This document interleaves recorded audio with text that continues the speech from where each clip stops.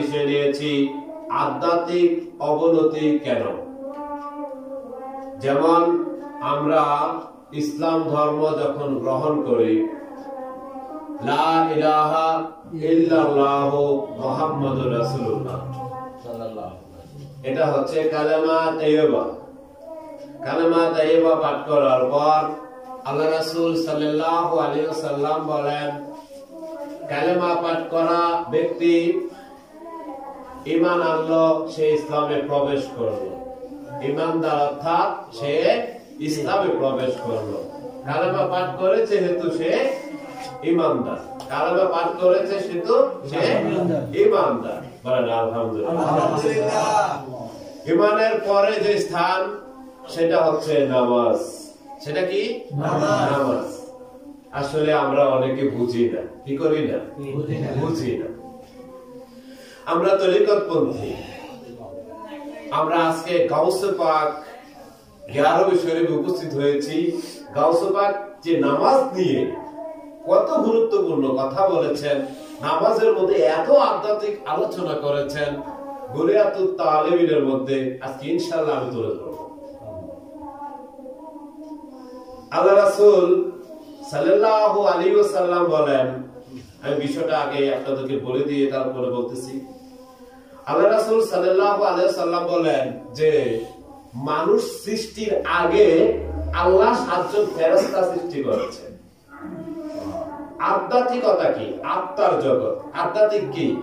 আত্মার জগৎ। অর্থাৎ আমরা যখন সালাতে দাঁড়াই, আল্লাহ দেখে। আমরা দেখি? আমরা দেখি, বিশ্বাস করি যে আমরা দেখতেছি, আল্লাহ আমাকে দেখে। আমরা সূরা কেরাত পাঠ করি, আল্লাহর সাথে মেরাজ হয়, দিদার হয়। আমরা চর্মচক্ষু দিয়ে দেখি না। এটাকে আধ্যাত্মিক জগৎ বলে। কি জগৎ বলে? আধ্যাত্মিক জগৎ বলে। আমরা তরিকতে প্রবেশ করেছি, আমরা অনেকে সালাত নাই বলি, কারণ এটা মজা পাইতেছি না। কেন পাইতেছি না? সামনে আসতেছে। পুরান নেকড়া বোঝেন? পুরাতন নেকড়া দেনা।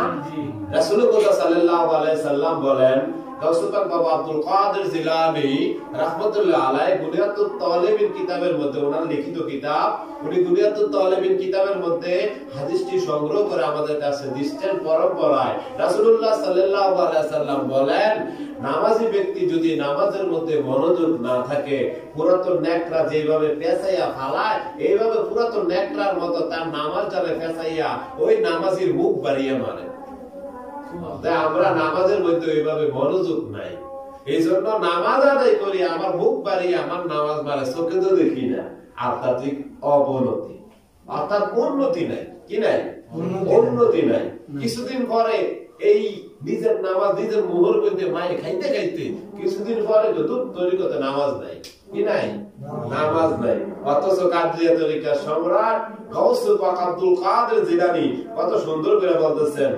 গাউসুল পাক বাবা আব্দুল কাদের জিলানী বলেন, আল্লাহ সুবহানাহু ওয়া তাআলা কথা।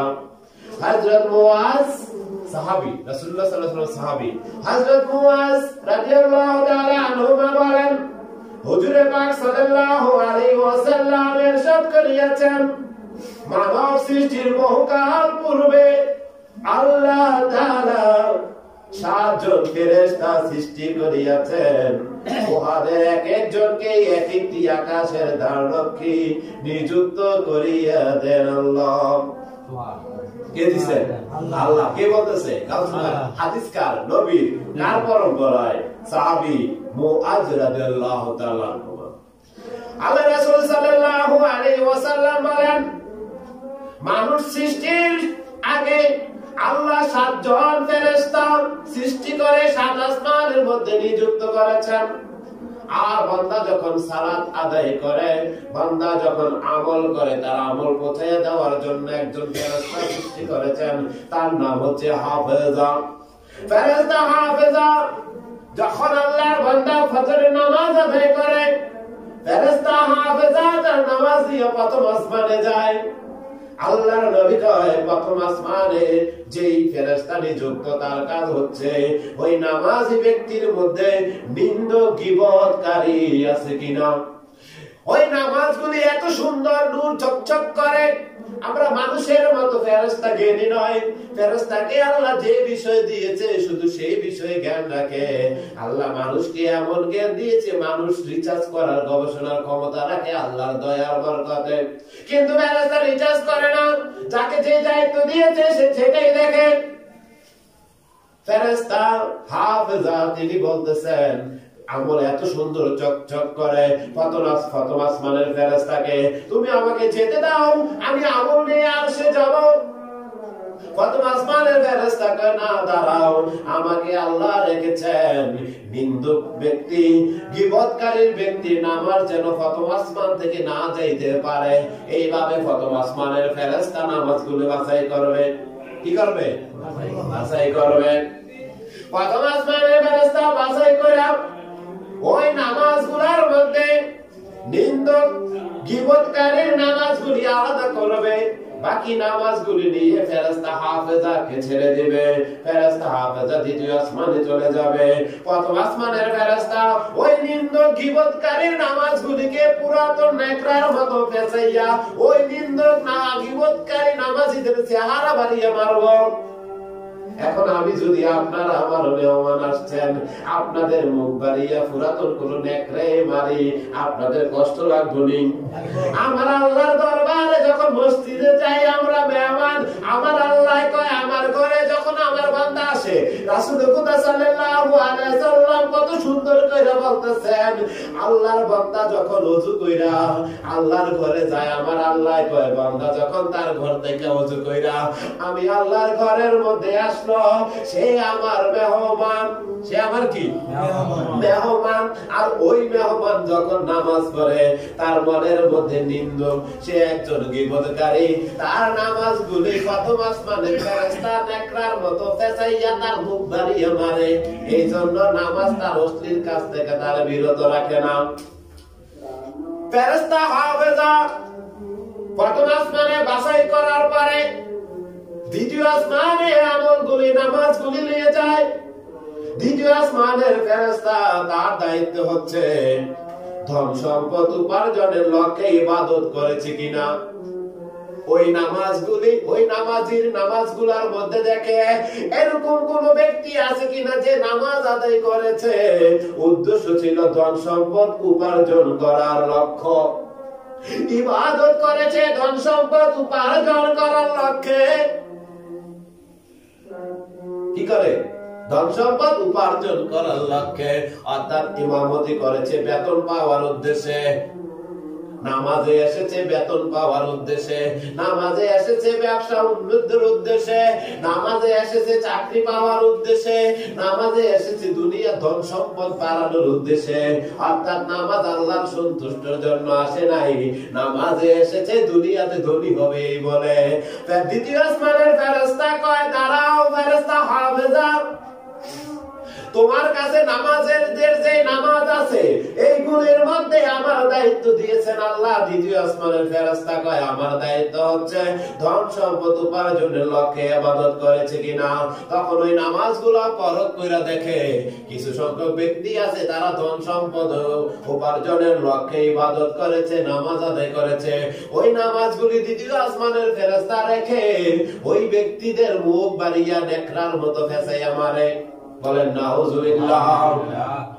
আবার ফেরেশতা হাফেজা তৃতীয় আসমানে যায়। আধ্যাত্মিক অবনতি কেন হয়? গাউসে পাক বলতেছেন, আল্লাহ রাসূলের বাণী আমাদেরকে দিচ্ছেন বুনিয়াতুত তালিবিনের মধ্যে। আল্লাহ রাসূল সাল্লাল্লাহু আলাইহি সাল্লাম আমাদেরকে জ্ঞান দিচ্ছেন। গাউসে পাক বলতেছেন, আল্লাহ রাসূল বলতেছেন তৃতীয় আসমানে একজন ফেরেশতা নিযুক্ত করা আছে। সে দেখে ওই নামাজগুলা যারা আদায় করেছে ওই নামাজীদের মধ্যে কেউ অহংকারকারী আসেনি। কি আসেনি? অহংকারকারী আসেনি।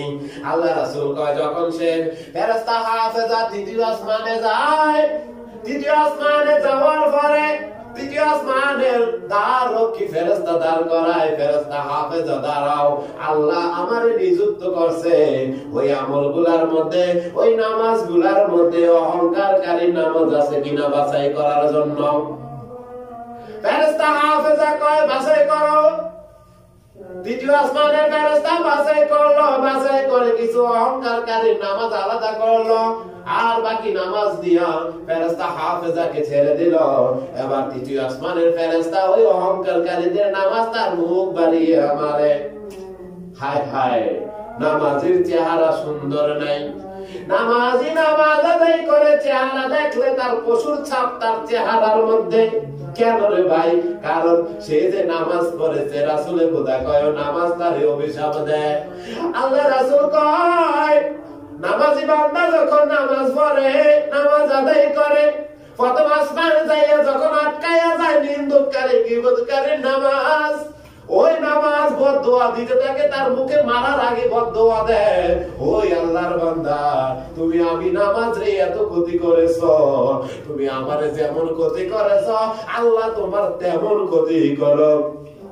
আল্লাহু আকবার। চিন্তা করছেন? নামাজি বান্দার নামাজ তারে অভিশাপ দেয়, নামাজি বান্দার নামাজ তারে অভিশাপ দেয়।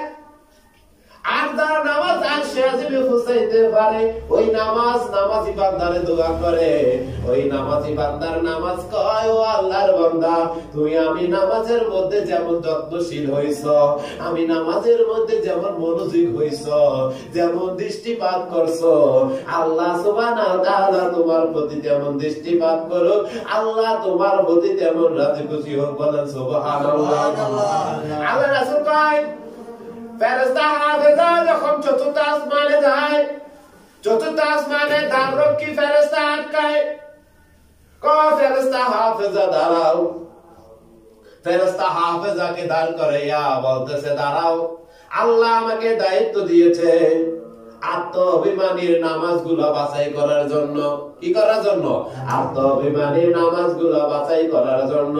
ফেরেশতা হাফেজা থেকে নামাজগুলো নেয়, নিয়া বাছাই কইরা দেখে কোন নামাজ আত্মঅভিমান ব্যক্তির নামাজগুলো বাছাই কইরা আত্মঅভিমান ব্যক্তির চেহারা বাড়িয়ে মারে। তারপরে ফেরেশতা হাফেজা পঞ্চম আসমানে যায়, পঞ্চম আসমানে দ্বাররক্ষী ফেরেশতা হাফেজাকে দাঁড় করায়, থামাইয়া দেয়। ফেরেশতা হাফেজা দাঁড়ায়, তখন পঞ্চম আসমানের ফেরেশতা বলতেছে, দ্বাররক্ষী বলতেছে আমাকে আল্লাহ নিযুক্ত করেছে ঈর্ষাপরায়ণ, পর স্ত্রী কাতর, কলহ প্রিয় এবং রুক্ষবাসীর ইবাদত আমল নামাজ বাছাই করার জন্য। কত নম্বর আসমানে? পঞ্চম আসমানে। এবার আমরা যারা নামাজ আদায় করি খেয়াল করব, আল্লাহ রাসূল সাল্লাল্লাহু আলাইহি ওয়াসাল্লাম বলেন মান আরাফা নাফসাহু ফাকাদ আরাফা রাব্বাহু, যে নিজেরে চিনেছে সে তার রবরে চিনেছে।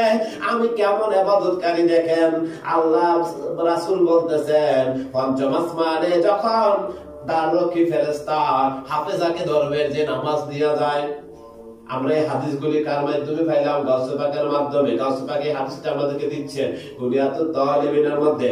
গাউসে পাক বলতেছেন আল্লাহ রাসূল সাল্লাল্লাহু আলাইহি সাল্লাম বলেন পঞ্চম আসমানে দ্বাররক্ষী ফেরেশতা হাফেজাকে আটকাবে, আটকে বলবে ও ফেরেশতা হাফেজা, আল্লাহ আমাকে পঞ্চম আসমানে দ্বাররক্ষী নিযুক্ত করেছে, পঞ্চম আসমানে আল্লাহ আমাকে দায়িত্ব দিয়েছে ওই নামাজীদের নামাজ বাছাই করার জন্য, যারা ঈর্ষাপরায়ণ, পর স্ত্রী কাতর, কলহ প্রিয় বুঝলি ঝগড়াঝাটি প্রিয় পছন্দ করে, পর স্ত্রী কাতর অন্যের বউ বেশি প্রিয় মনে হয়, রুক্ষবাসী অর্থাৎ সীমাহীন, অসীমাহীন, সীমার বাহিরে রাগী, রুক্ষবাসী। আল্লাহর ফেরেশতা কয় পঞ্চম আসমানে ফেরেশতা কয় আমারে আল্লাহ নিযুক্ত করেছে ঈর্ষাপরায়ণ, পর স্ত্রী কাতর, কলহ প্রিয় এবং রুক্ষবাসীর ইবাদত নামাজগুলি বাছাই করার জন্য। পঞ্চম আসমানের ফেরেশতা ওগুলি বাছাই কইরা ওই ব্যক্তিদের চেহারা বাড়িয়ে মারে। আর ওই নামাজগুলা একটু এক আসমান যাইতে যাইতে যেখানে যাই আটকায়, ওই নামাজি ব্যক্তির বদদুয়া দেয়, যেভাবে একটু আগে বলেছিলাম। এবার ফেরেশতা হাফেজা ষষ্ঠ আসমানে যায়, ষষ্ঠ আসমানে ফেরেশতা হাফেজাকে আবার আটকায়। ষষ্ঠ আসমানে দ্বাররক্ষী ফেরেশতা কয় আল্লাহ আমারে নিযুক্ত করেছে নির্দয় পর দুঃখে সুখী যে ব্যক্তি, ওই ব্যক্তির নামাজগুলা বাছাই করতে। কি কয়? 6 নম্বর আকাশে ষষ্ঠ আসমানে আল্লাহ নিযুক্ত করেছেন ফেরেশতা। আমরা পানি ফিল্টার করি না, পানি ফিল্টার করি না। যারা ধান লয় তারা কুলা দিয়ে ধান বাছে না, সিধা সিধা। আবার যারা রাজমিস্ত্রি কাজ করে তারা জালি দিয়ে বালু বাছে না। আল্লাহ নামাজ জানে 7 আসমানে 7টা ভাবে লেয়ার দিয়ে ফিল্টার করতেছেন। কি করতেছেন? ফিল্টার করতেছেন। এবার ষষ্ঠ আসমানের ফেরেশতা কয় আল্লাহ আমাকে নিযুক্ত করেছে নির্দয় পর দুঃখে সুখী ব্যক্তির নামাজগুলি বাছাই করার জন্য। এগুলি সে বাছাই করা নির্দয় পর দুঃখে সুখী যারা, তাদের চেহারা বাড়িয়া ওই নামাজগুলো মারে যারা ওই ব্যক্তি নামাজ আদায় করেছে। হায় রে, নামাজ আদায় করলেও জ্বালা, নামাজ আদায় না করলেও জ্বালা নাকি? এবার দেখেন ফেরেশতা হাফেজা 7ম আসমানে যায়, এই last finishing, last fielder, last বাছাই। 7ম আসমানে দ্বাররক্ষী ফেরেশতা হাফেজাকে আটকায়, আটকে কয় দাঁড়াও হাফেজা, আল্লাহ আমাকে নিযুক্ত করেছে সুধী মণ্ডলীর মধ্যে প্রাধান্য অর্জন। এবার কলেজে আটকেছে পীর বুজুর্গ যারা আসন নিয়ে আছে, বড় বড় আলেম মুআল্লিম খতিব ইমাম, 7ম আসমানে তারা ধরছে। 7ম আসমানে 7 আসমানের 7ম আসমানে নিযুক্ত ফেরেশতা দ্বাররক্ষী কয় ফেরেশতা হাফেজা দাঁড়াও, আল্লাহ আমারে নিযুক্ত করছে সুধী মণ্ডলীর মধ্যে প্রাধান্য অর্জন এবং দেশ বিদেশে নিজের গৌরব বর্ধনের উদ্দেশ্যে করা। অর্থাৎ সে রিয়াকারী, সে কি রিয়াকারী। ও ফেরেশতা হাফেজা, রিয়াকারীর ইবাদত নামাজ আমল আল্লাহ আমাকে বাছাই করার জন্য দায়িত্ব দিয়েছে। ওই রিয়াকারী নামাজগুলা বাছাই কইরা ওই রিয়াকারীর চেহারার মধ্যে এইভাবে মারে। হায় হায়, নামাজ আদায় করে তার চেহারার মধ্যে নূর নাই। আহা, মাঝে মাঝে রাস্তায় পাশে দাঁড়াবেন, দাঁড়াইয়া কুকুরের চেহারার দিকে তাকাইবেন। কার চেহারার দিকে? কুকুরের চেহারার দিকে, বিড়ালের চেহারার দিকে। বাঘের সামনে তো যাইতেন পারতেন না, পারবেন না। তো সামনে যেটি যাইতেন পারবেন ওইটি চেহারা দিকে তাকাইবেন। বিড়ালের চেহারা দিকে চোখে চোখে চোখ রাখবেন, কুকুরের চেহারা দিকে চোখে চোখে চোখ রাখবেন। দেখবেন হিংসায় ভরা। যদি ওইখান থেকে না শিখেন মানুষ চিনতে পারতেন। ওইখানে দেখবেন